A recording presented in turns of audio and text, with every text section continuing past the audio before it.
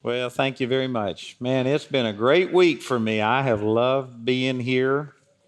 And, I want to say, I know most of you know this, but when you go behind the scenes with all of the leadership of the church and stuff, things look even better than they do from the stage. And you can't say that about everybody.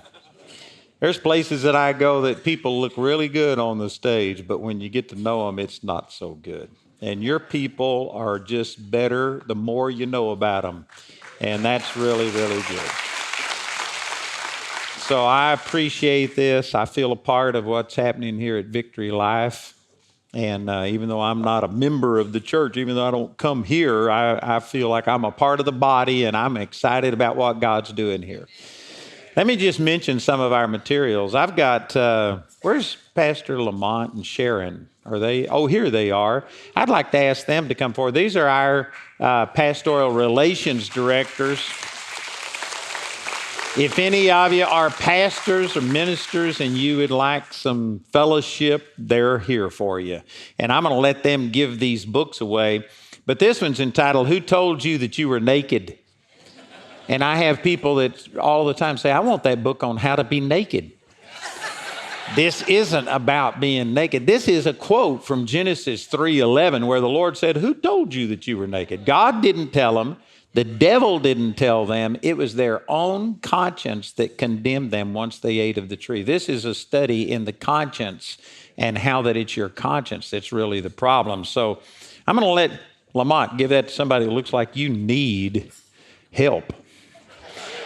And I'm going to be ministering on these two things this morning, but here's a book, Don't Limit God. This is what Duane preached last night, and I tell you, our lives parallel each other so much, it's nearly scary at times, but this is a great teaching, and I'm going to be talking about this morning. Don't limit God. Give that to somebody that looks like they've been limiting God. And the amazing thing is people still raise their hands after I say. And this one's on the power of imagination, which there is a part in that book about imagination, but this is an amplification on that. So, man, you need a positive imagination. And this is my newest book, a 422-page book on Romans. It's a verse-by-verse study through Romans, and it has my footnotes from my living commentary as well as comments from times that I've taught. And it's 422 pages of just studying verse by verse through Romans. It's entitled Paul's Masterpiece on Grace. If Romans isn't one of your favorite books, you do not understand grace. That's a big statement, but it's absolutely true. So I'll let Sharon give that to someone.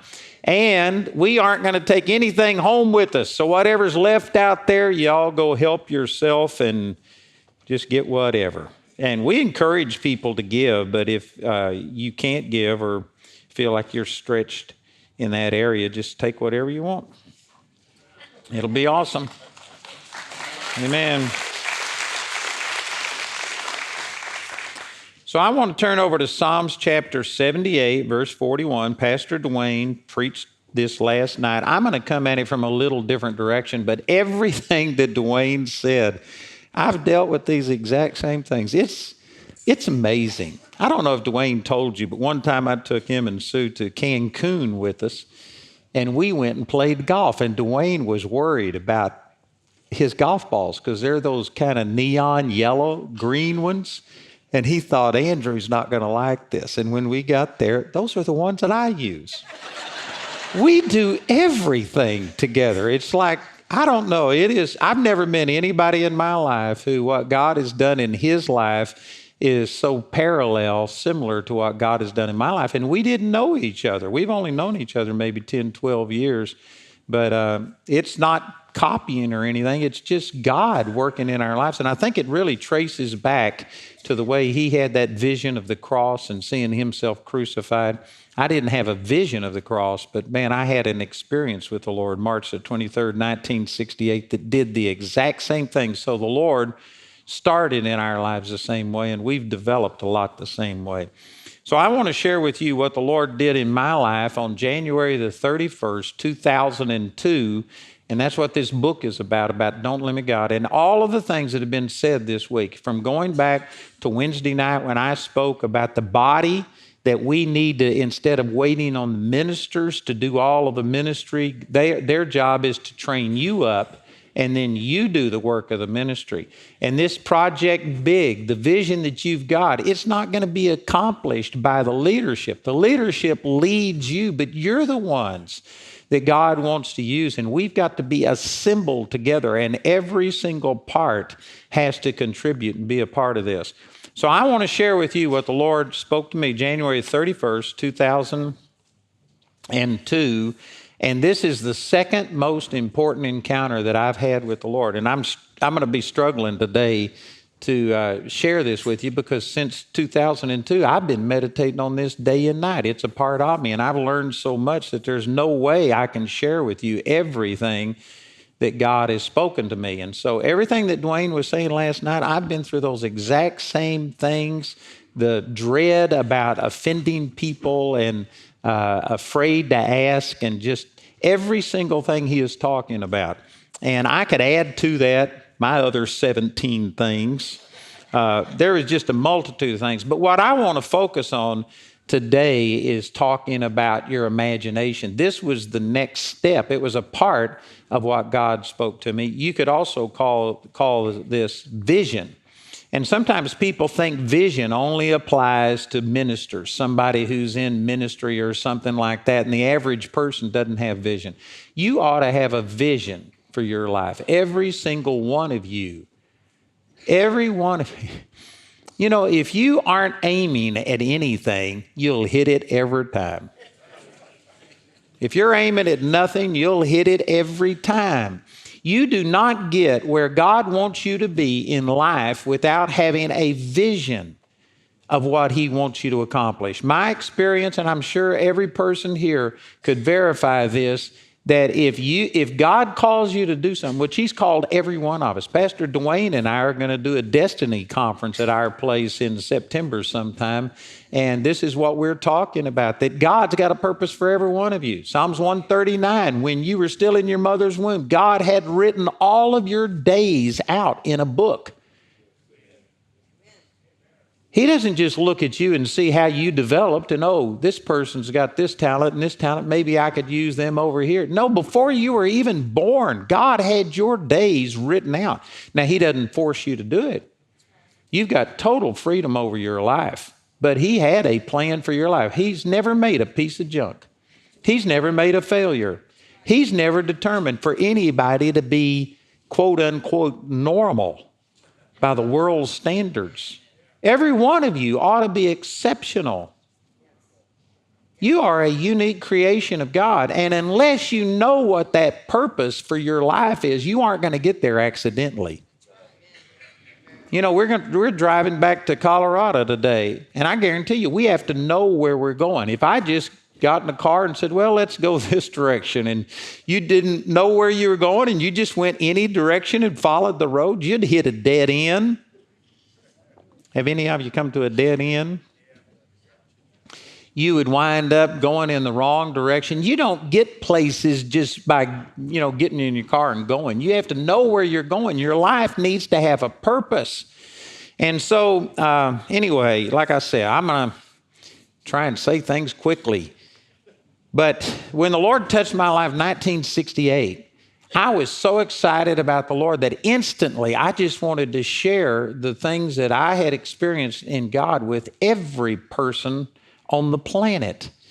And over, I'd say, the next 3 to 4 years, the vision got pretty clear that God had called me to be a teacher, and that, and as I meditated on it, I really believed I was going to have a worldwide ministry that would touch people all over the world.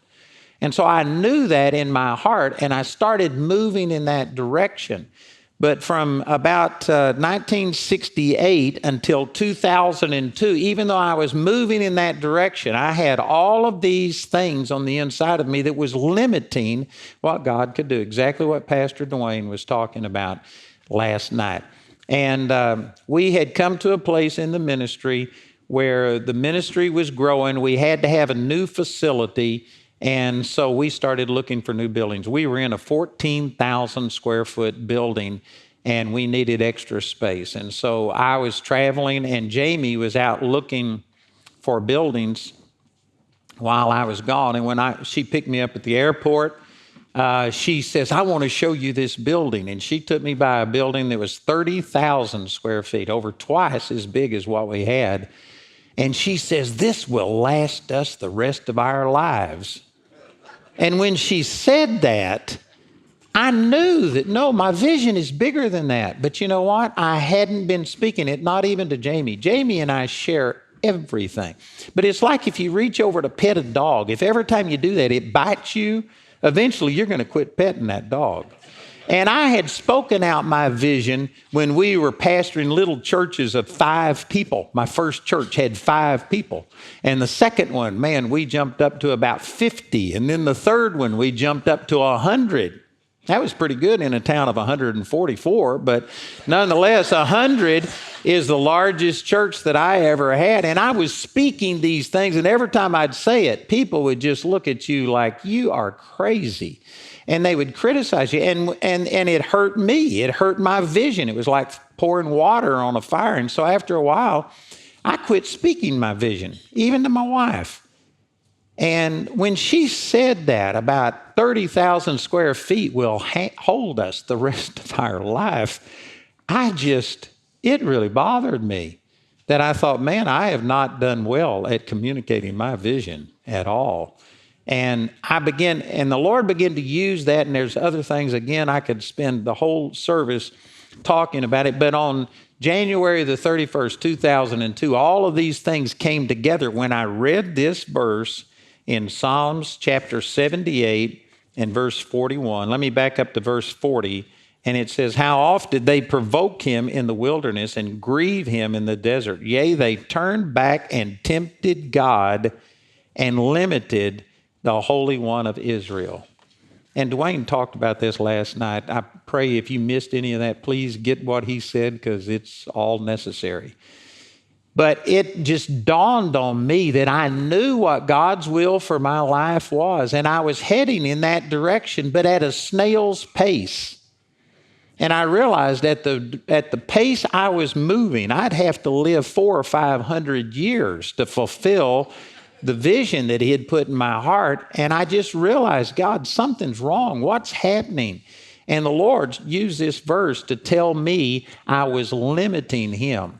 And there was many ways, those things that Duane talked about, every one of them, I typically would preach on that. But let me just focus that because of my fear of rejection, fear of being criticized, another thing Duane didn't mention, but he probably had to deal with too, for the first time in our life, we'd been in ministry 34 years. And for the first time in our life, we were making it and had some money in the bank.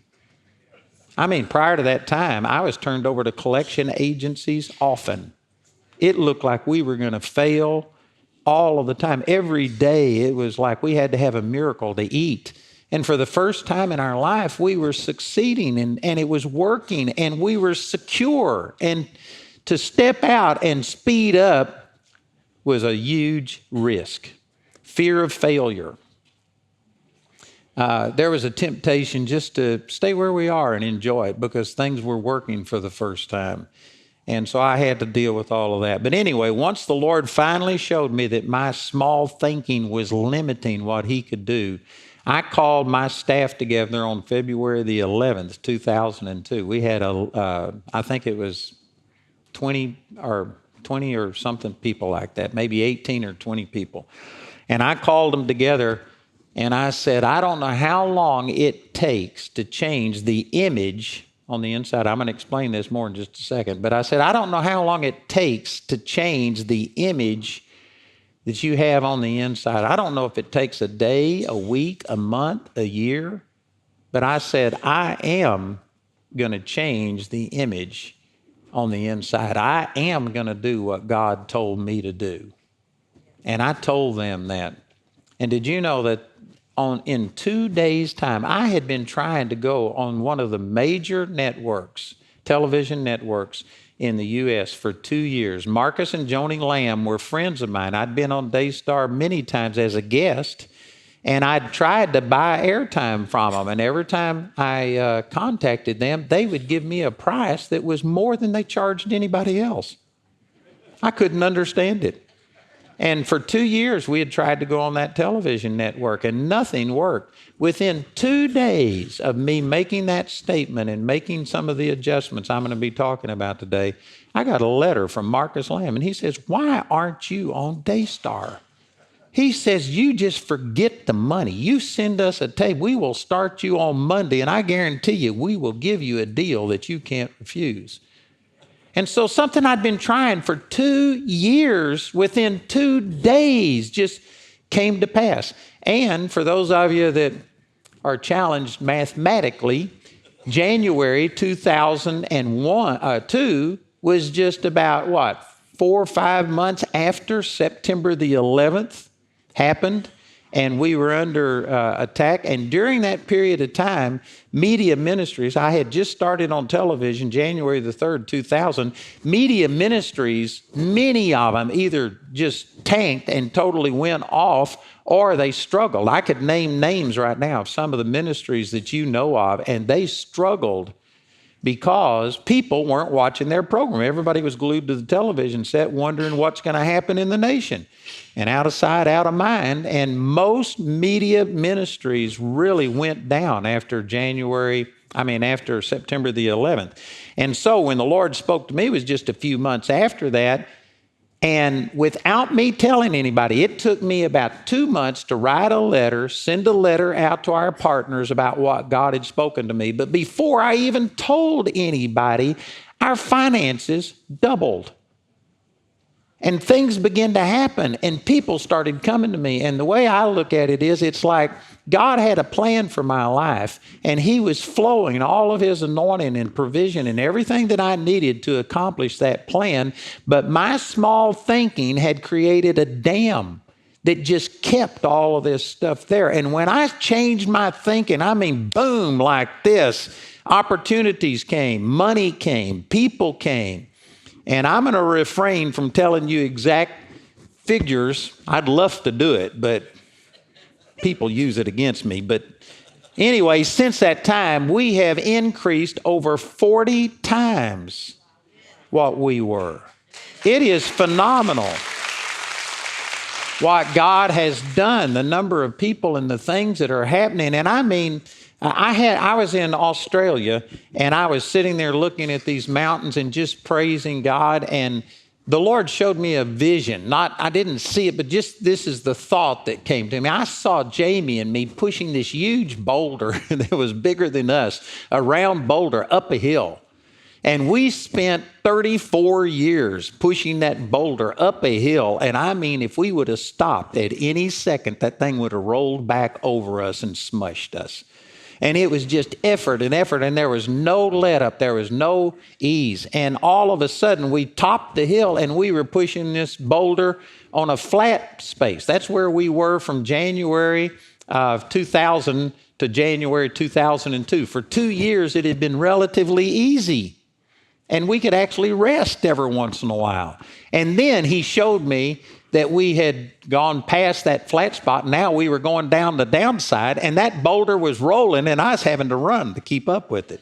And that's the way that our ministry was. For 34 years, it was nothing but a strain. And then all of a sudden, for 2 years, we just had blessing, and things were relatively easy. And now things are going so fast that I can't even keep up with everything God's doing. So anyway, that's a little testimony about what the Lord showed me work. But I want to share with you about how the Lord spoke to me about my imagination. And I've got an entire series on this, and so I'm saying some things real quickly. But first of all, let me just say that when you use the word imagination, most people look at that as fantasy. Fantasy is part of your imagination, but that's not what I'm talking about. Fantasy is seeing something that isn't real, like a mouse that talks. Or, all of the Disney stuff. That's fantasy.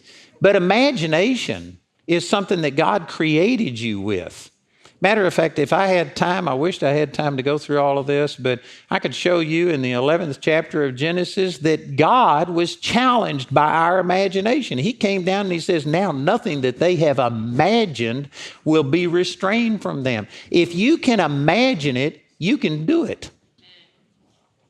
I'm going to say some things really quickly. I encourage you to please go study this stuff out. I'm sure Duane can teach you. He probably already has taught you on a lot of these things. But your imagination is your spiritual womb.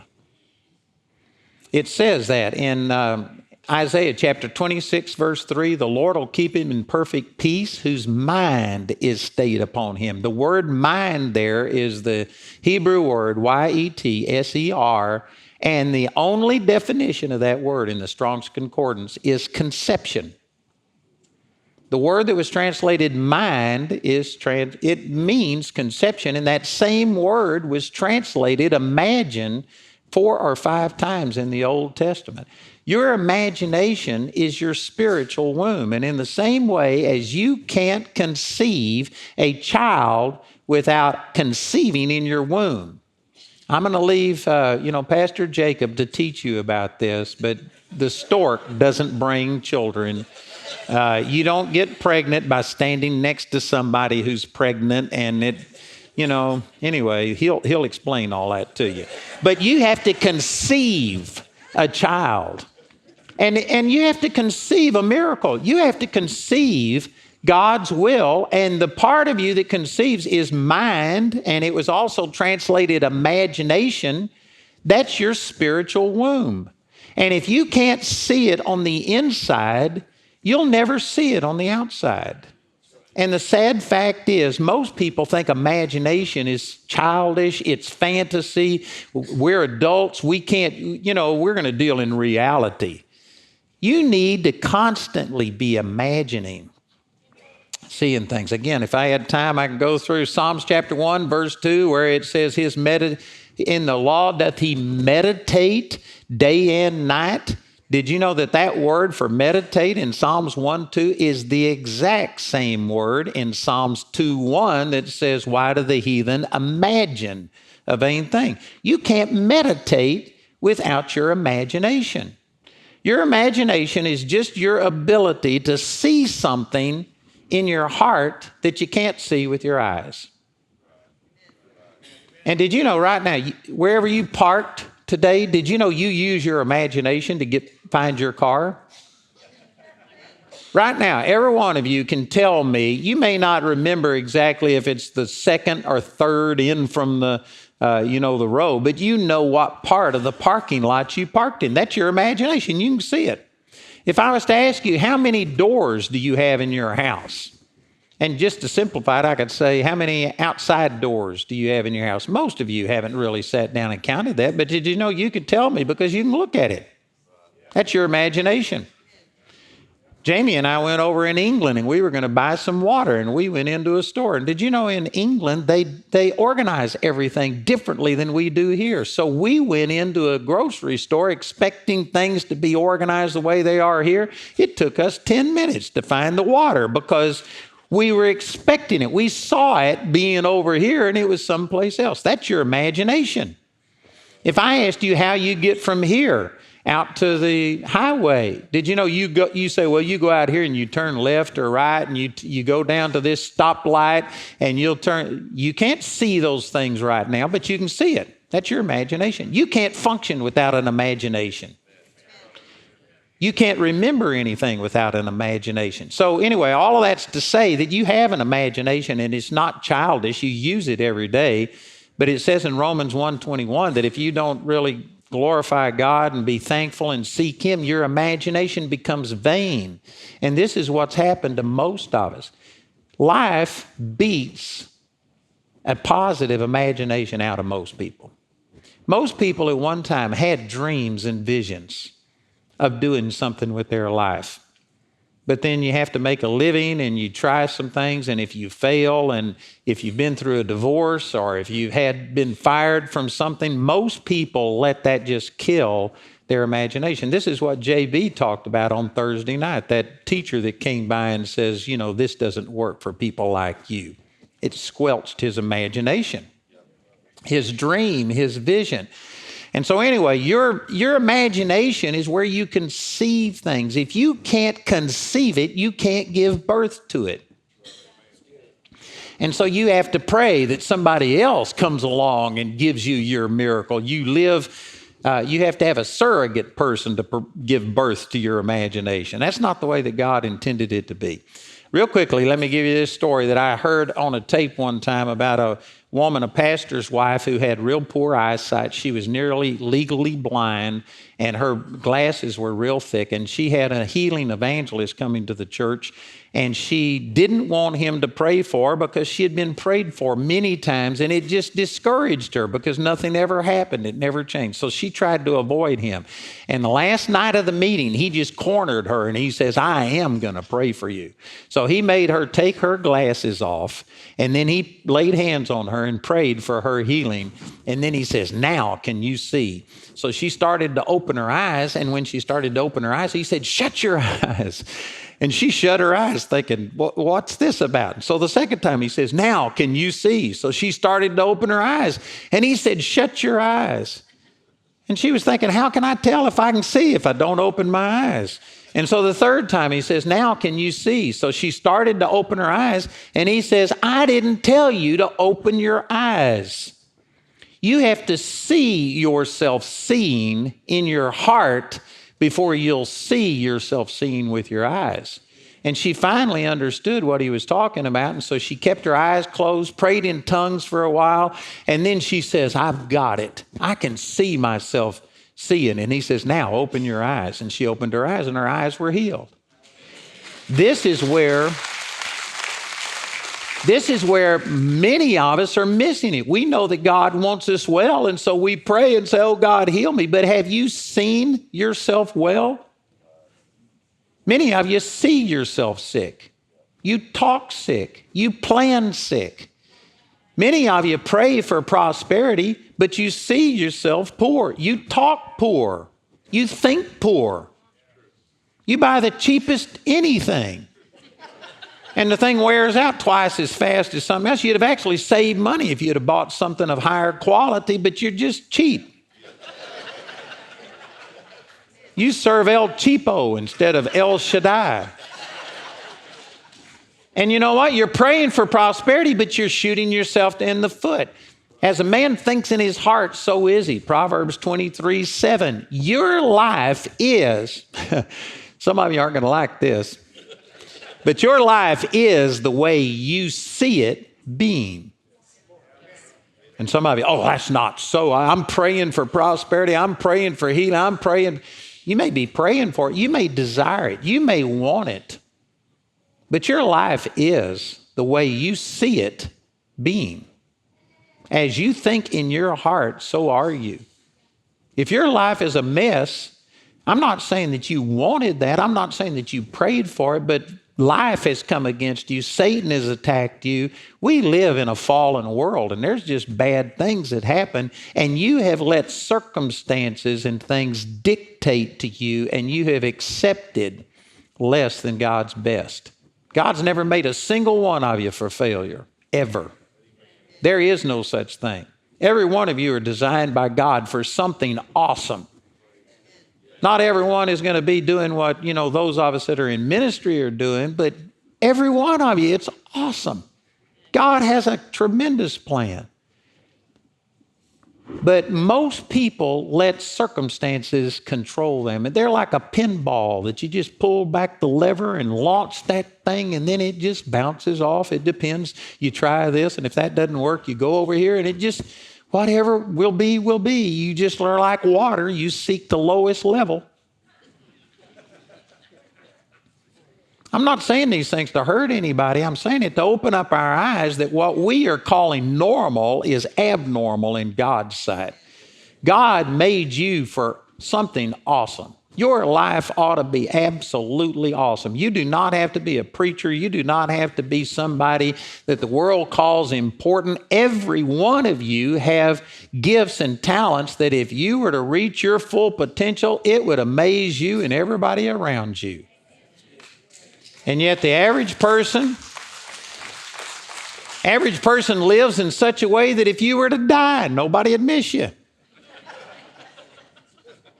I'm not saying that to hurt anybody, but I mean, when you die, somebody ought to miss you.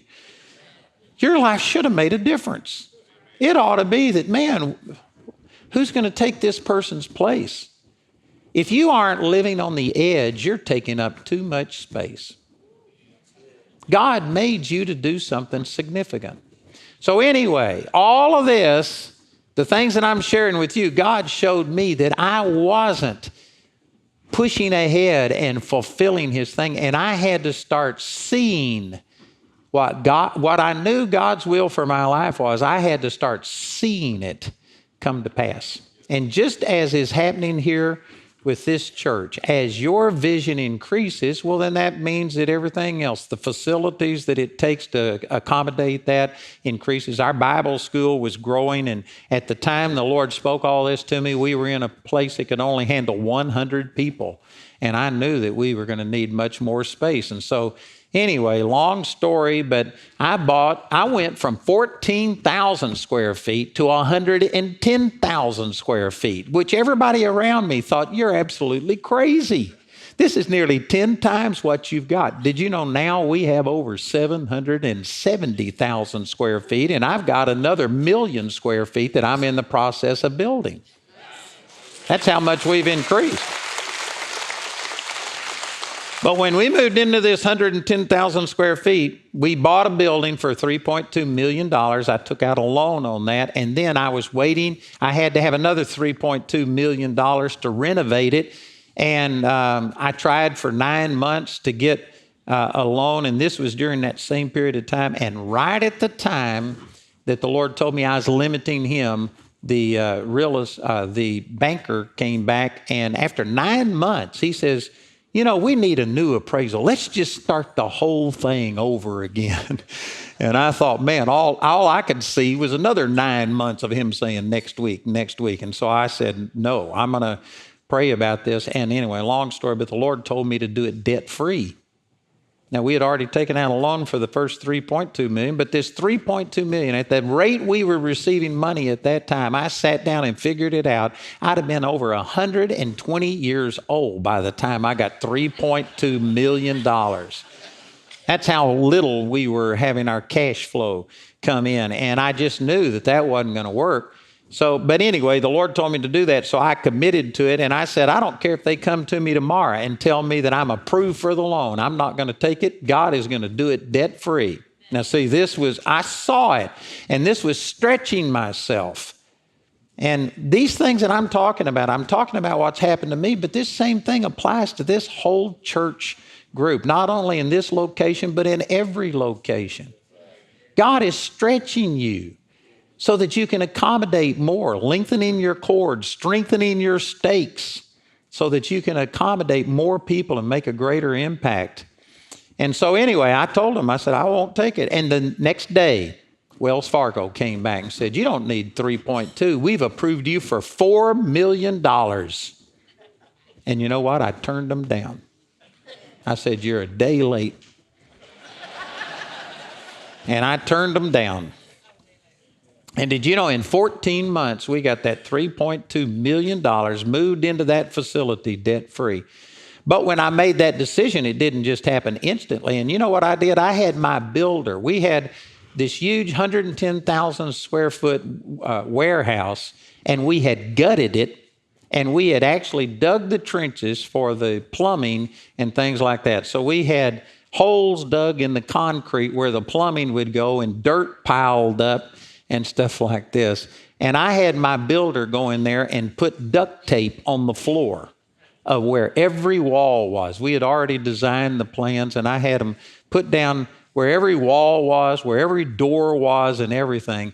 And I would spend anywhere from 1 to 3, 4 hours a day at night after all of the staff was gone. And I would just walk through that building, praying in tongues and asking God to help me to see this, quickening my imagination. And did you know I never stepped over the duct tape? I would walk down the hall, and I had them put, the duct tape at an angle where a door was, and I would act like I was opening the door, and I'd walk in and I'd look at this office and see, is this the way I want it to be? I know some of you think I'm weird, but I think you're weird. Not to use your imagination. God gave it to us. I was conceiving something. And I walked into every room. I put buckets, 5-gallon buckets on the floor with plywood across them. And I stood on that and acted like there was people in there. And I preached entire messages to people. And I saw that place filled. And again, some people think that's strange. This is just using your imagination. And I guarantee you, I got spiritually pregnant. And I knew I had it. When a woman first gets pregnant, she doesn't even know she's pregnant. It takes a while for her to recognize it. But then she knows she's pregnant when nobody else can tell. But then after a while, everybody can tell she's pregnant. And did you know there was a time that I was pregnant with this vision and nobody else could see it. Everybody thought, you are absolutely crazy to turn down the money that you need to do this, and you just shot yourself in the foot. Nothing's going to work. But I knew I had it. And then people could see after a while, they began to start being encouraged by me. They believed because I believed. And then eventually, it came to pass. Everybody could see it. And then we gave birth. And did you know when we had that building completed and we had the dedication service, I'm not a real emotional person as far as inside. I have all kinds of emotion. I just don't show a tremendous amount of emotion. Duane Sheriff is me with personality. He said that the other night. So anyway, I just don't show a lot of emotion. And we were having the dedication service for this thing, and a woman came up and she says, aren't you excited? But because I wasn't shouting or running or doing something, she thought I wasn't excited. And I said, well, sure, I'm excited. She says, well, you don't act excited. And I said, I was excited a year ago when I conceived it. I said, I have walked through this place hour upon hour upon hour, rejoicing and praising God for it. And when I see it with my eyes, that isn't as exciting to me as the conception. It's like giving birth isn't near as much fun as conceiving. I'll let Jacob explain that one. But I like the conception part much more than the birth part. And when we moved into that building, I told him at the dedication, I said, give me 5 years and we'll be out of here into another place. And did you know now we've got 700 and something thousand square feet, and I already have over $100 million worth of buildings in my heart, and we are already developing plans for them. I've got it. That's to me exciting. Vision is more exciting than seeing it. Paul said that we walk by faith and not by sight. Sadly, most Christians walk by sight and not by faith. Did you know faith involves your imagination? Hebrews chapter 11, verse 1. Now faith is the substance of things hoped for. You know what hope is? It's a positive imagination. It says over in Romans chapter 8 that if you hope for that which you see, then it's not hope anymore. Hope is always future. It's seeing something that you can't see. It's using your imagination, not fantasy, not you just dreaming up your own stuff, but those God-given dreams that God puts in your heart. You have to see them. And I believe every one of us were given an imagination. It is like I said, you can't find your car, you can't go to the grocery store, you couldn't get home without your imagination.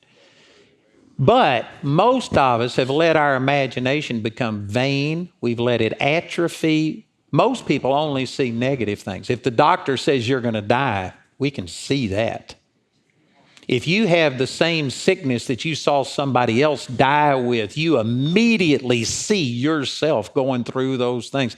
Most people's imagination works against them instead of for them. But you can turn it around and have your imagination. You can see yourself healed. You can see yourself doing what God said you could do.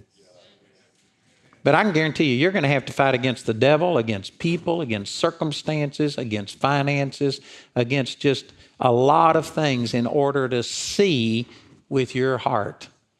But if you can't see it on the inside, then you limit what God can do. You limit Him through your small imagination. And I tell you, since that time, it is absolutely phenomenal what God has done in our life. Did you know back in 2001, we received 1/4 as many calls in all of the year of 2001, 1/4 as many calls as we receive in a month now. We're over 40 times larger in income, in ministry to people. We can be seen anywhere on the planet on local television. And of course, through the internet, you can do other things. But I mean, it is phenomenal what God has done. When the Lord spoke all these things to me, we covered 2% of the U.S. population. Now we cover about 4 billion people on the planet. And that's just English speaking. We've got 7 languages that all of the programs are translated into. And all of these things came by taking the limit off of God. And I'm not saying any of these things for my benefit, but I'm just trying to encourage you that God has a plan for every one of you, and it's better than you think. Some people think, well, I don't want to tax God. I don't want to dream too big. It's not like God is saying, Andrew, don't encourage them too much. These people might believe for something really big. I'm not sure I can do it. I can guarantee you that's not what God's doing. God's telling me to go for it, stir you up and let you believe for big stuff. There's not a one of us that has tapped God out. I had a man come for prayer one time, and he says, I need prayer for my neck. It is really giving me pain. And he says, would you please pray for my neck? And before I could pray for him, he says, I've also got pain down my spine. I've got pain in my hip. I got sciatica. I've got neuropathy. And he named stuff from head to toe. And then he says, but the neck is the really bad thing. If I could just get that, I could live with the rest. And I looked at him and I said, well, I understand. If we ask God to heal all of those things all at once, the lights in heaven might dim. I'm not sure God has enough power to do that. Let's not ask God for something that might wear him out. And this guy just looked at me and he says, that was really dumb, wasn't it? I said, it was real dumb. It was stupid. And I prayed for him and he got healed from head to toe. But sometimes we think, man, I got to have $21.5 million. God, am I thinking too big? God just laughs at this.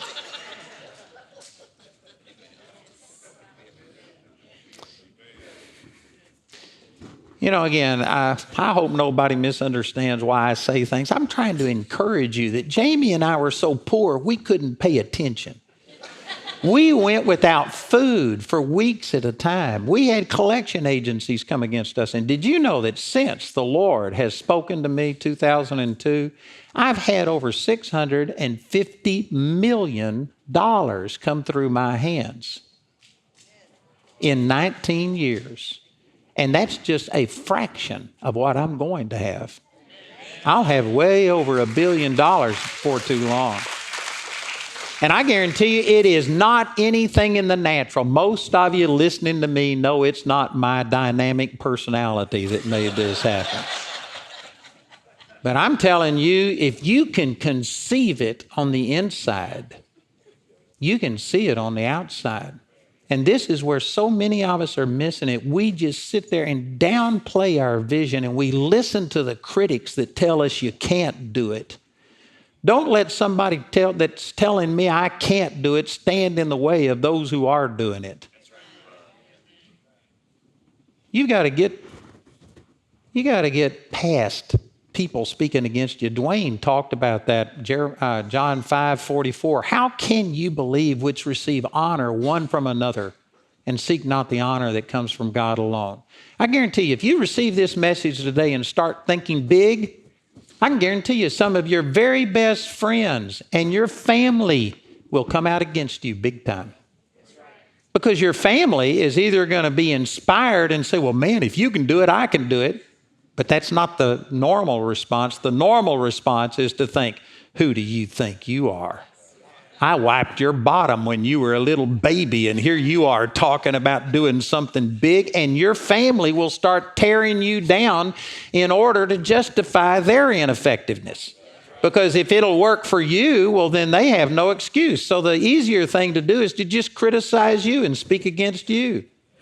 My brother came out against me, and praise God, over a period of time, he's come around, and he's now supportive of me, and we're great friends, my sister, my mother, everybody. But you know what? They all, after a while, they saw it, and they've come around.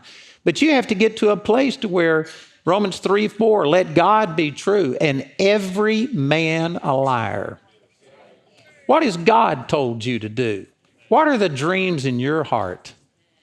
You need to make sure it's not your dreams, not something that you hatched up. You want to be Britney Spears. Is that a person?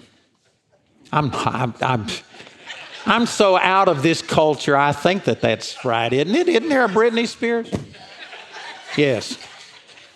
But some of you want to be a singer or a movie star or something like that. And is that what God wants for you? You need to make sure that your life is committed to God. But some of you have dreams, and you know that God has more for you. I would imagine that the average person sitting in this auditorium, even though you may be enjoying your salvation and your life may be good and you may have a nice house and car, et cetera, et cetera, et cetera, you're just thinking, is this all there is? The average person is feeling like, God, isn't there more to life than getting up and going to work, coming home and watching television, going to bed, and then repeating it all over again? The average person knows that they are missing out, that there's got to be more to life than what they're experiencing, and yet they look around and everybody else is as miserable as they are. Everybody else is as poor as they are, as defeated as they are, and they just think, well, this is the way life is. I'm telling you what, that's not God's kind of living. God has a plan for you that when you wake up in the morning, it ought to be like, oh, Jesus, I'm excited about today. How are we going to see things come to pass today? And if that's not your attitude, I'm saying this in love, but you're aiming too low. You're shooting at nothing and hitting it every time. You need to start dreaming. You need to see big things. The leadership here is dreaming. I believe I bear witness with what they're saying. And you're a part of it. And if you would allow God, He would prosper you and help you to be your part and to bring in this. And I don't know if they're going to do things debt-free. You don't have to do it. I'm not saying that. But there's no reason with as many people as they have that they shouldn't pay for this thing debt-free. You can do it. But every one of you is going to have to start letting what God has put in your heart come to pass. All right, so I'm through teaching. I've got a lot more to say, but now I'm stepping over into the ministry of a prophet. I hadn't got time to explain this, but the Lord called me to be a prophet in 2015 and separated me unto that.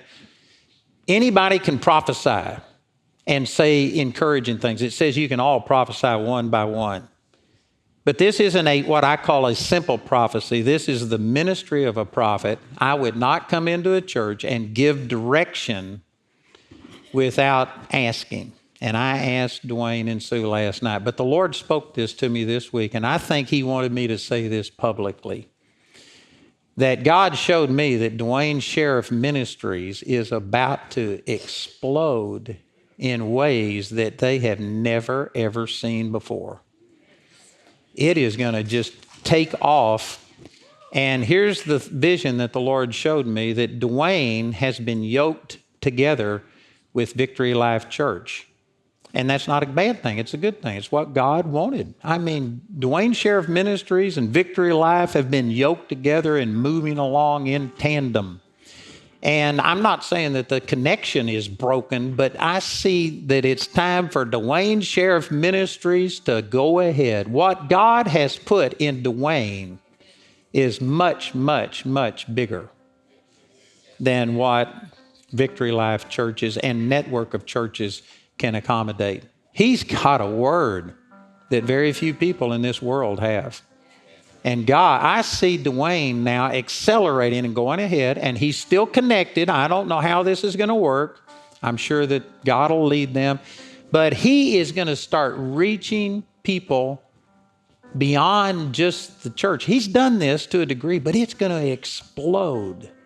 And he's not disconnected from the church. He, as the apostle over this, will always be here. They'll work all the details out, but it is going to funnel people and money into the Victory Life churches. It's going to expose people that have never heard of Duane Sheriff.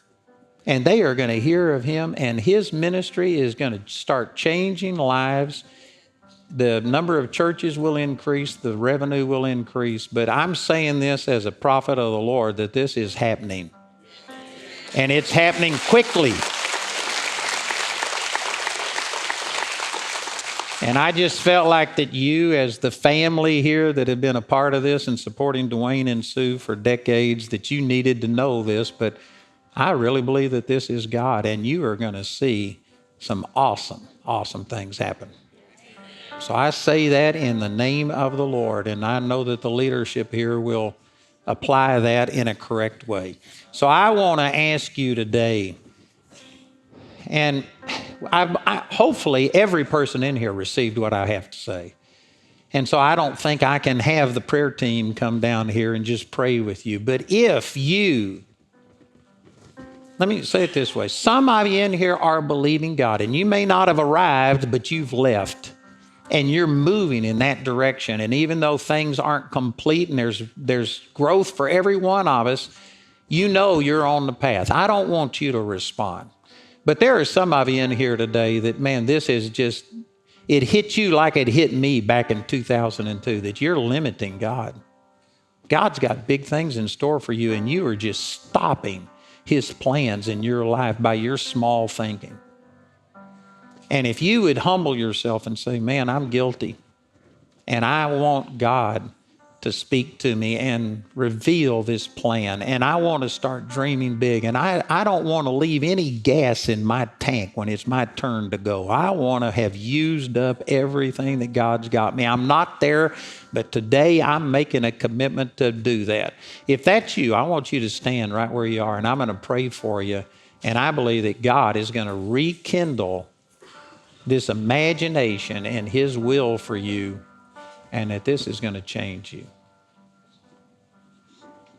You know, if you responded the way I presented it, and only those who already are moving in that direction and have embraced what I'm talking about are sitting, and the ones who are standing are ones that saying, man, I've let my vision go and I need it rekindled.